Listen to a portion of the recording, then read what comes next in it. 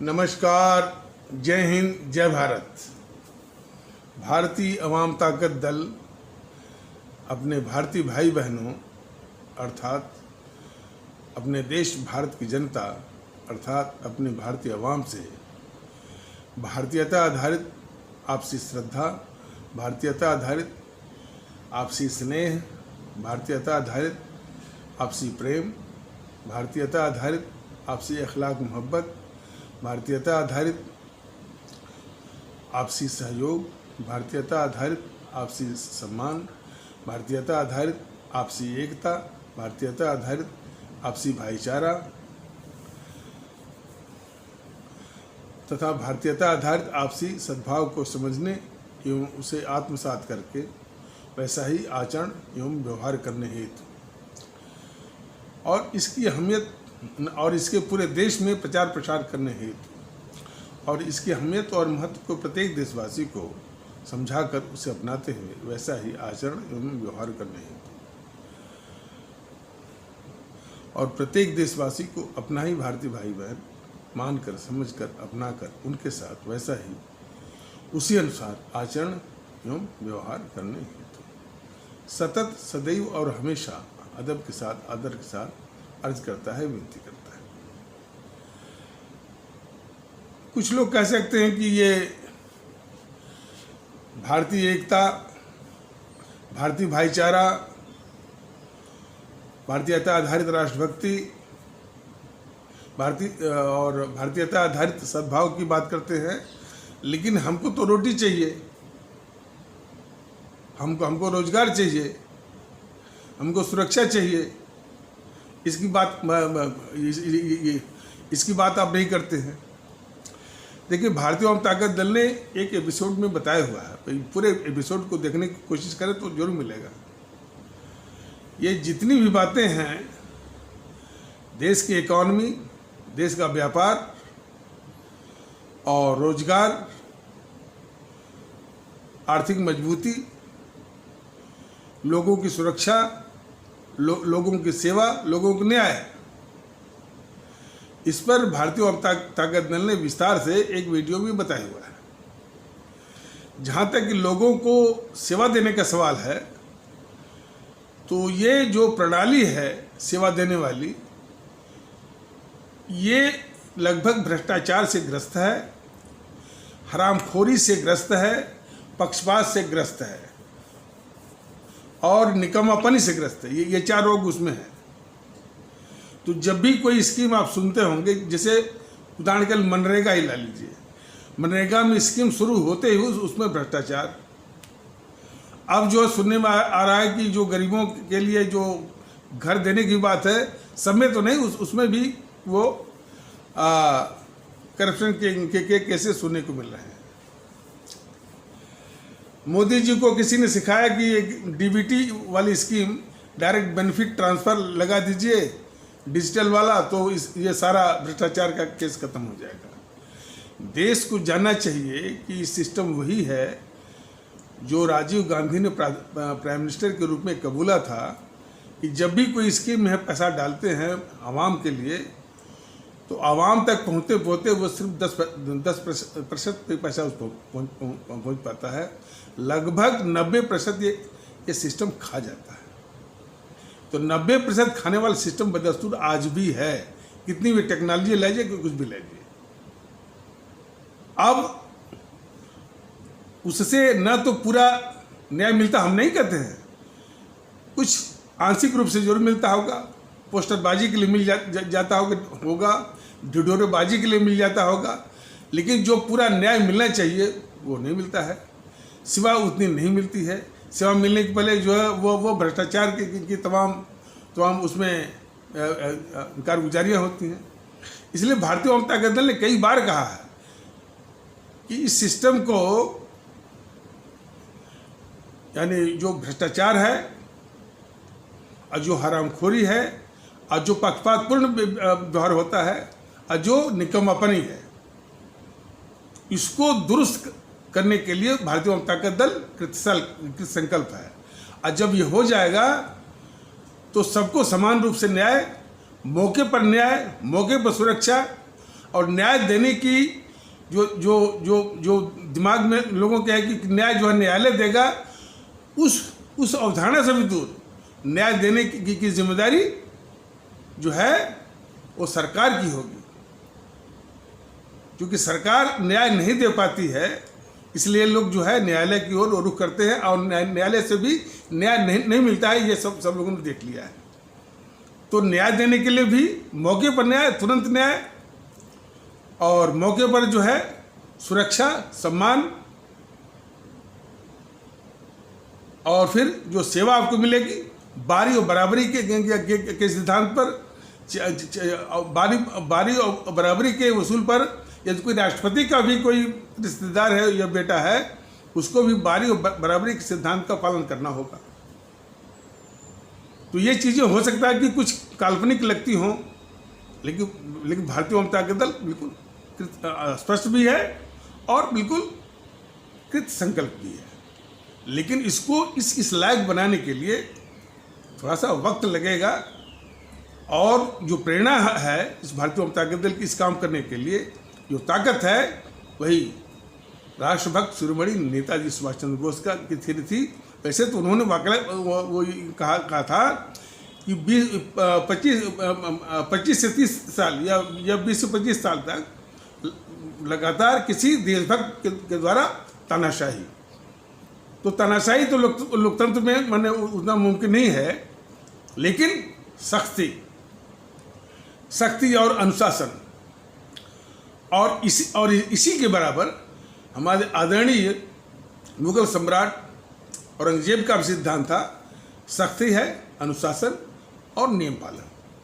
इन दोनों से प्रेरणा लेकर के, इन दोनों से अपनी ताकत बना करके 20-25 साल में भारतीय जनता दल भी इस सिस्टम को दुरुस्त करेगा और सबको बराबर का न्याय मिलेगा, मौके पर न्याय मिलेगा, तुरंत न्याय मिलेगा। और जो न्याय की खोज में न्यायालय में लोग खोजते रहते हैं पीढ़ियों दर पीढ़ी, वो उनको मौके पर तुरंत मिलेगा, सम्मान के साथ मिलेगा और भारतीय नागरिक की प्रतिष्ठा के साथ मिलेगा। ये पूरा इसके लिए भारतीय जनता दल स्पष्ट है, और ये अपने आदरणीय भारतीय भाई बहनों को भी स्पष्ट करना चाहता है। और इसी में इकोनॉमी भी दुरुस्त होगी, भारत का व्यापार भी दुरुस्त होगा, और राष्ट्रभक्ति की बात है। जब राष्ट्रभक्ति के जज्बा हर एक भारतीय में हो जाएगा, तो चीन ने आर्थिक शक्ति बनाई है, उससे 10 गुने स्पीड से भारत आर्थिक शक्ति ये बना लेगा। तो भारत इसलिए भारतीय जनता के इसलिए न्यू की बात करता है। तो न्यू में भारतीय एकता का होना बहुत जरूरी है, और इस भारतीय एकता को नुकसान पहुंचाने वाली शक्तियों से आभास कराता है कि जब तक ये शक्तियां जेएनपीसी रहेगी, वामदल रहेगा, और जो है सपा बसपा, टीएमसी, एनसीपी, उद्धव ठाकरे की शिवसेना, डीएमके, एआईडीएमके, जितनी भी विघटनकारी शक्तियां रहेंगी, भारतीय एकता के रास्ते की ये सब जो है बहुत बड़ी बाधक हैं। और बीजेपी भी, तो इनसे भी निजात इस मुल्क को चाहिए, इसीलिए बार बार समझाने की कोशिश कर रहा है। वो माहौल आ जाएगा बहुत तेज गति से, जितनी हमारी आवाम सोच भी नहीं सकती है, वो सब उसको मुहैया होगा। तो इसीलिए इन विषयों पर अभी फिलहाल नींव को, बुनियाद को, भारत राष्ट्र की बुनियाद को जो सब ये सब जो है वो कुल्हाड़ी मारे हुए हैं। जेएनपीसी ने कुल्हाड़ी मारा हुआ है। अब जो है भारत राष्ट्र में ये कुल्हाड़ी मार रहे हैं बीजेपी वाले, उसमें हिंदुत्व जोड़ रहे हैं, यानी हिंदुत्व की कुल्हाड़ी से भारत राष्ट्र की नींव को जो है वो कमजोर कर रहे हैं। और वो तो खैर जो जेएनपीसी वाले हैं, भारत राष्ट्र को तो यानी पूरा छिन्न भिन्न कर ही दिया था। तो इसलिए भारतीय जनता दल अभी बुनियाद की बात करता है। तो आइए मुख्य विषय पर, और इसीलिए तमाम उदाहरण दे करके आपको जगाना चाहता है कि इन शक्तियों से कैसे आप, ये जो शक्तियां हैं जो राजनीतिक दलों के वेश में और इस देश के शत्रु हैं, बहुत बड़ी अभिशाप हैं, इसे कैसे मुक्ति आप पाएंगे। मुक्ति पाने का भी निश्चय जो है हमारे आदरणीय भारतीय भाई बहनों को ही करना है। और कोई आपका है नहीं। यही बात भारतीय जनता दल बता रहा है आपको। तो अभी जो है वो राहुल गांधी जो है, जो गद्दार राहुल गांधी है, जो बताया गया है कि कई, देखिए राहुल गांधी, ये थोड़ा सा बताना बहुत जरूरी है, राहुल गांधी को गद्दार न माना जाए, इसकी बहुत बड़ी साजिश बीजेपी कर रही है। जरा इसी को जरा समझिए। यदि गद्दार उसको माना जाता तो देश पूरा, हमारी आवाम उसको गद्दार के रूप में देखती और वोट देना तो बहुत दूर, उसके लिए ये सोचती कि कैसे इस देश से वो पले बाहर। तो उसको गद्दार के रूप में ये जनता मतलब कि न जाने या गद्दार के रूप में बेनकाब न हो, इसकी बहुत बड़ी साजिश जो है बीजेपी कर रही है। बीजेपी के जितने भी यूट्यूबर्स हैं और जितने भी प्रवक्ता हैं, वो इसी चीज़ का हुआ खड़ा किए हुए हैं। ये जो राहुल है वो पप्पू है, वो नासमझ है, उसको बोलने का सहूर नहीं है, उसको तमीज़ नहीं है, उसको अकल नहीं है, इतने भर। लेकिन वास्तविकता यह है कि वह देश के लिए बहुत खतरनाक है। वो इस देश का बहुत बड़ा गद्दार है वो राहुल। अब बताइए ना कि जो डोकलाम के मुद्दे पर अब ये फैसला हमारी आदरणीय अमान को करना है कि जो शख्स डोकलाम के मुद्दे पर हमारे दुश्मन नंबर 1 चीन के राजदूत से रात के 12 बजे गुप्त रूप से मिलता है, क्या वह इस देश का गद्दार नहीं है? जो शख्स कन्हैया कुमार और उसके गिरोह के द्वारा इतने खतरनाक देश विरोधी नारे कि भारत तेरे टुकड़े होंगे, इंशाअल्लाह भारत की बर्बादी तक जंग जारी रहेगी, उसका जिसने साथ दिया, क्या वो राहुल इस देश का गद्दार नहीं है? वो राहुल सर्जिकल स्ट्राइक के मामले में जो हमारे सेना के शौर्य और पराक्रम पर सवाल उठाता है, उसका सबूत मांगता है, क्या वो राहुल इस देश का गद्दार नहीं है? वो राहुल हमारी सेना के द्वारा जो एयर स्ट्राइक बालाकोट में हुई थी, उस सेना के शौर्य और पराक्रम पर जो सवाल उठाता है, क्या वो राहुल गद्दार नहीं है? क्या वो राहुल जो नवजोत सिद्धू को भेजता है पाकिस्तान, वो बाजवा मैंने पाकिस्तान के असल सेना अध्यक्ष बाजवा को गले लगाने के लिए, जिस बाजवा की पाकिस्तानी सेना और पाकिस्तानी आतंकवादी हमारे देश के मासूम भारतीय भाई बहनों की निर्मम हत्या करते हैं, क्या वो राहुल गांधी इस देश का गद्दार नहीं है? जो राहुल गांधी जो पाकिस्तान की भाषा बोलता है, आतंकवादियों की भाषा बोलता है और पाकिस्तानी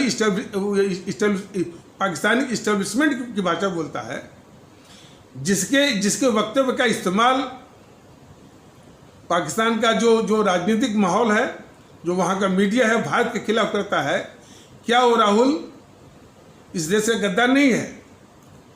अभी जो चीन के साथ जो तनातनी हो रही है वो लद्दाख की सीमा के आसपास, तब भी ये चीन के पक्ष में बोल रहा है, क्या वो राहुल इस देश का गद्दार नहीं है? गद्दार तो पूरी जीएनपीसी है और सबसे बड़ा सर्वाधिक ऐतिहासिक गद्दार वो नेहरू था। वो उसी खानदान का है, यानी उसी पेड़ का ये बीज है ये। तो इस गद्दार राहुल के गद्दारी को छिपाने के लिए बीजेपी ने इतना बड़ी साजिश किया है कि देश इसकी गद्दारी को न जाने बल्कि इसको पप्पू समझे।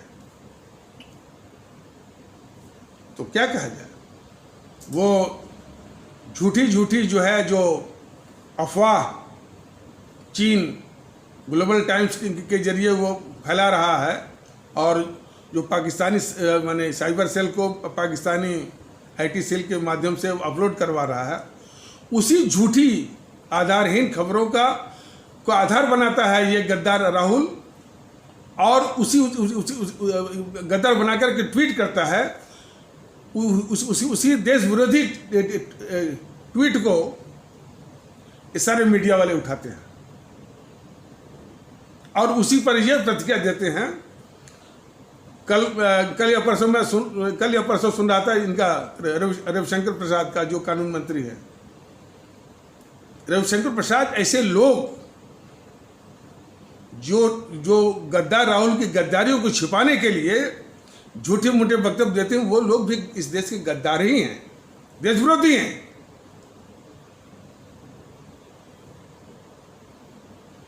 यह देश को जानना चाहिए। अच्छा तो होता कि देश, ये मीडिया, बौद्धिक वर्ग उस गद्दार राहुल से पूछता है कि तुम्हारे बाप के नाना ने जो चीन के मसले पर गद्दारी की थी उसका दे हिसाब।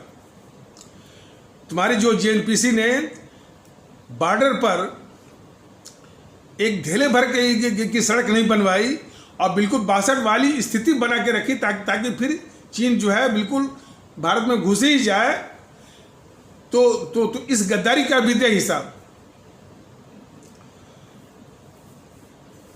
और चीन ने कई बार घुसपैठ की है और घुसपैठ इन सबों ने करवाई है चीन से। ये गद्दार JNPC और तो उन गद्दारियों का भी हिसाब दे राहुल। यह देश को जितने भी मीडिया वाले हैं, जितने भी डिस्कशन करने वाले हैं, और वो पूछें इनसे।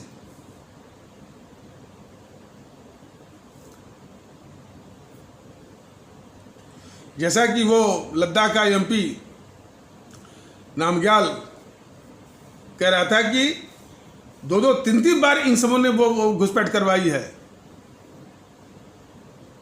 इन JNPC वालों ने 62 के बाद। और एक गद्दारी का और सुन लीजिए। एक हवाई पट्टी बनी है वायुसेना के लिए दौलत बेग ओल्डी में। उस हवाई पट्टी का प्रयोग करने की अनुमति नहीं दे रहे थे ये गद्दार JNPC वाले, जो कि सरकार में थे उस समय। वायुसेना में किसी प्रमुख पद पर या डिप्टी एयर चीफ मार्शल रहे होंगे प्रणय बारडोगरा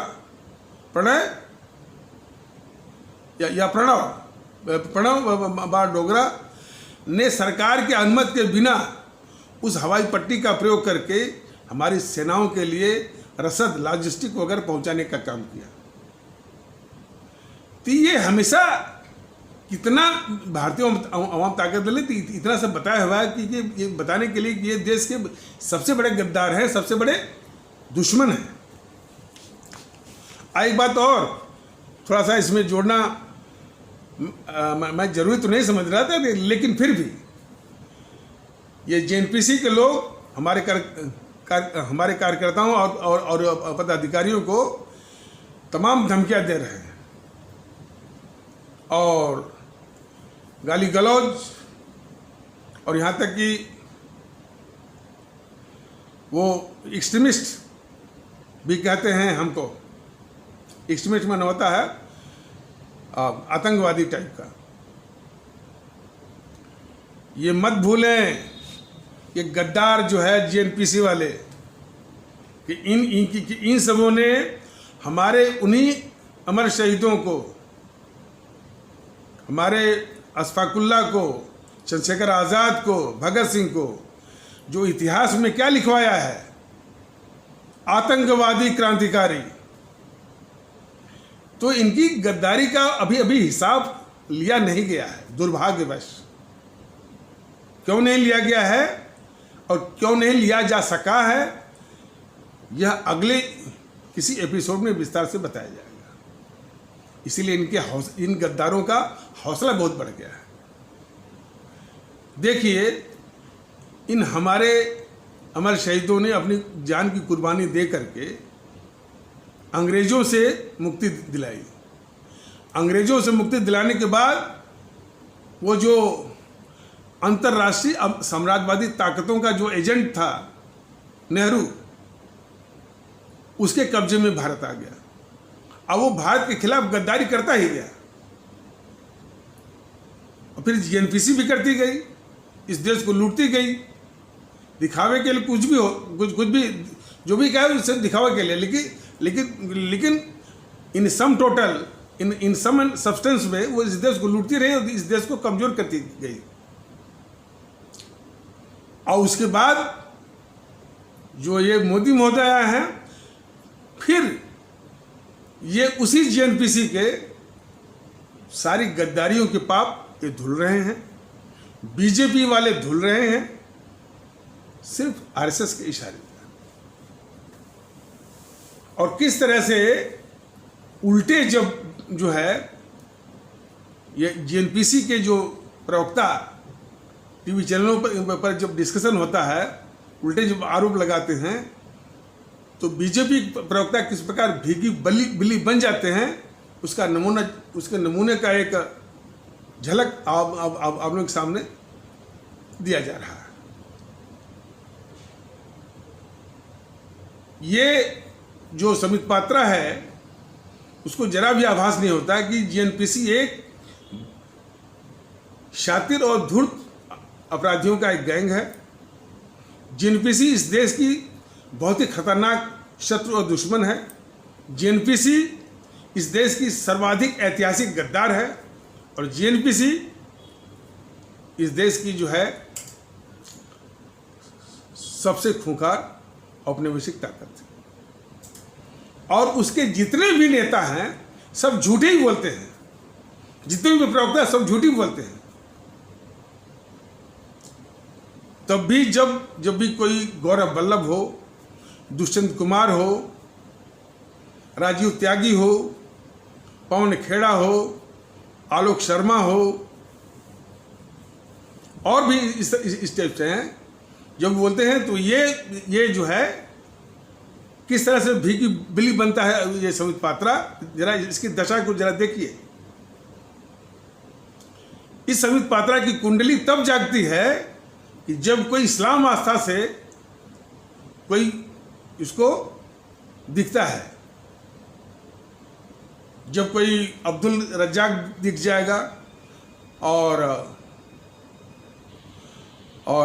अंसार रजा दिख जाएंगे, साजिद रशीदी दिख जाएंगे, महमूद प्राचा दिख जाएंगे, तब ये शेर हो जाता है। इसकी मानसिकता जरा पढ़िए। देश के दुश्मनों के आगे, देश के दुश्मनों के, और वही हाल जो है जब कम्युनिस्ट के प्रवक्ता भी जब बोलते हैं तो ये भीगी बिल्ली बन जाता है। तो देश के दुश्मनों के प्रवक्ताओं के आगे ये समित पात्रा भीगी बिल्ली, और जब इस्लाम आस्था के प्रवक्ता आते हैं तब ये शेर हो जाता है। लेकिन इसके साथ ये भी दुखड़ा है कि जितने इस तरह के प्रवक्ता हैं, अंसार रजा हों, चाहे अब्दुल रजाक हों, चाहे महमूद प्राचा हों, चाहे साजिद रशीद, यह भी जीएनपीसी के ही तरफदारी करते हैं। उस इतनी खतरनाक इस देश की जो अभिशाप है, उसी की तरफदारी ये सब करते हैं। मैंने चाहे सीधे चाहे घुमा करके, चाहे अपरोक्ष रूप से। ये भी बहुत दुखड़ा है। मैंने ये नमूने के तौर पर बताया जा रहा है कि महमूद प्राचा हों, चाहे अब्दुल रज्जाक हों, चाहे अंसार रजा हों, चाहे साजिद रशीदी हों, चाहे वो शोएब जमी हों, हालांकि इन्हीं को देख करके वो शेर हो जाता है समित पात्रा। लेकिन ये लोग उसी खतरनाक देश के अभिशाप जीएनपीसी की ही तरफदारी चाहे सीधे रूप में, चाहे घुमा करके अपरोक्ष रूप में करते हैं। तो दुखड़ा दोनों ओर से है। इस मुल्क को, अपनी भारतीय अवाम को, इस देश की जो हमारे भारतीय भाई बहनों बहुत तकलीफ है। तो इस चीज़ को समझने की आवश्यकता है। तो खैर, मेरा भारतीय जनता दल के यही निवेदन है कि भारतीयता की भावना को, भारतीयता के जज्बे को, भारतीयता के आचरण व्यवहार को जितना ही प्रसार अपने भारतीय भाई बहनों में होगा, उतना ही ये देश के शत्रु जो है ये शक्तिहीन होंगे और ये ठिकाने लग जाएंगे। और जो चुनाव भी आ रहा है उत्तर प्रदेश के चुनाव में, ये पूरे दमखम के साथ उतरेगा और अपने उत्तर प्रदेश के यदि उत्तर प्रदेश की जनता का आशीर्वाद प्राप्त होता है तो वहीं से शुरुआत दिखा देगा कि अपनी आवाम को भारतीयता के आधार पर बराबरी के सिद्धांत पर किस तरह से उनको सम्मान बख्शा जाता है और किस तरह से उनको प्रतिष्ठा दी जाती है और न्याय दिया जाता है, सुरक्षा दी जाती है मौके पर, उसका नमूना वो दिखाएगा। और जितना भी ये सिपाहियों ने जो है नकल और फर्जी टीचर, फर्जी डिग्री, फर्जी इंस्टीट्यूशन और तमाम झूठ मूठ के इंजीनियरिंग कॉलेज, तमाम डिग्री कॉलेज, यूनिवर्सिटी फर्जी टाइप के, और फिर उसमें कैपिटेशन फीस का जो है उससे भी निजात दिलाएगा। शिक्षा का स्तर एक ही होगा, वो बिल्कुल यानी विश्व स्तर की शिक्षा का मटेरियल उसमें होगा, शिक्षक होंगे और लेकिन उसकी अदायगी आर्थिक हैसियत के अनुसार, ये बताया गया है। उसी तरह से आपका चिकित्सा की सुविधा, उसी प्रकार आपकी यात्रा की सुविधा, सब कुछ होगा मोटा मोटी। और इतना उसको न्याय मिल जाए, सुरक्षा मिल जाए हमारी भारतीय आवाम को, वो बाग हो जाए, गदगद हो जाए और कुछ नहीं चाहिए उसको। जो दुर्दशा इन सबों ने की है हमारे भारतीय भाई बहनों के, इससे अपने देश के अवाम की आंख खुल जानी चाहिए कि ये कितने दगाबाज हैं। एनपीसी यानी इन हमारे जो गरीब बोलते रहते हैं गरीबों के प्रति, यानी कितनी धोखेबाज है। उसी प्रकार ये मोदी जी बहुत इन्होंने जनधन चलाया, लेकिन जब कोई क्राइसिस पड़ी बिल्कुल फ्लैट। क्यों? कि सिस्टम को दुरुस्त करने का इन्होंने एक पैसे का काम नहीं किया। मोदी जी, भारतीय जनता दल आपको बताना चाहता है कि बगैर सिस्टम को दुरुस्त किए ये जो सिस्टम जो है, प्रणाली जो है, जो लोगों की सेवा के लिए है, या समझ लीजिए यह वो भ्रष्टाचार से ग्रसित है, हरामखोरी से ग्रसित है, पक्षपात से ग्रसित है और निकम्मापनी से ग्रसित है। और ये जो है गुंडे, माफियाओं, रसूख वालों के दबदबे से भी ग्रसित है। जरा कुछ आंख खोलिए मोदी जी, जब इसको हटाया जाएगा तब जाकर के ये हमारा सिस्टम सभी को, हमारे गरीब भारतीय भाई बहनों को और कोई भी है जिनको समान रूप से बराबरी के सिद्धांत पर निष्पक्ष रूप से सबको सेवा देगा और शासन प्रशासन को चुस्त दुरुस्त, प्रभावकारी, प्रणालीबद्ध और निष्पक्ष बनाएगा। तो कुछ नमूना बताया गया है और बाकी जो है भारतीयता के माहौल को आगे बढ़ाइए आप लोग, वैसा व्यवहार करिए। और व्यवहार करने का पहला है कि किसी के साथ जो है भेदभाव की भावना बिल्कुल मत रखिए। इन सबों ने बहुत जहर फैलाया है, हिंदू मुस्लिम छोड़िए। न हमारा वजूद न हिंदू का है न मुस्लिम का है, हम भारतीय हैं। जो हिंदुत्व है या इस्लाम है हमारा व्यक्तिगत आस्था है, वो व्यक्तिगत हम निभाएं घर के अंदर, लेकिन हमारा वजूद, हमारा सामाजिक जो हमारी वास्तविकता है, हम भारतीय हैं। और इसी दृष्टिकोण से सबको समझना है कि सभी इस देश के लोग हमारे भारतीय भाई बहन हैं। इसकी जरूरत इसलिए इतनी ज़्यादा है कि बाकी जो पार्टियां हैं इस देश में बस विखंडन समाज में लालू आ गया है ना, अब वो गरीब की रैली कर रहा है। MY मुस्लिम यादव का उसने जो है एक जत्था बनाया, वही मुस्लिम यादव का जत्था ये जो अखिलेश ने बनाया, मुलायम ने बनाया, उसी प्रकार जत्था यही मायावती बना रही थी। तो ये सब समाज के शत्रु हैं। समाज के शत्रु जो है एक भी वोट पाने के हकदार नहीं है, ये समझ लीजिए। इनको वोट देने का मतलब कि आप लोग अपने शत्रुओं को जो है वो सदन भेज रहे हैं, शासन भेज रहे हैं, और उनके कुकर्मों को भोगने का एक जो है बिल्कुल चिरस्थायी रास्ता जो है वो बनाए हुए हैं। तो इन्हीं आवश्यक शब्दों के साथ इस आवश्यक समीक्षा को यहीं पर विराम दिया जाता है। तब तक के लिए नमस्कार, जय हिंद, जय भारत।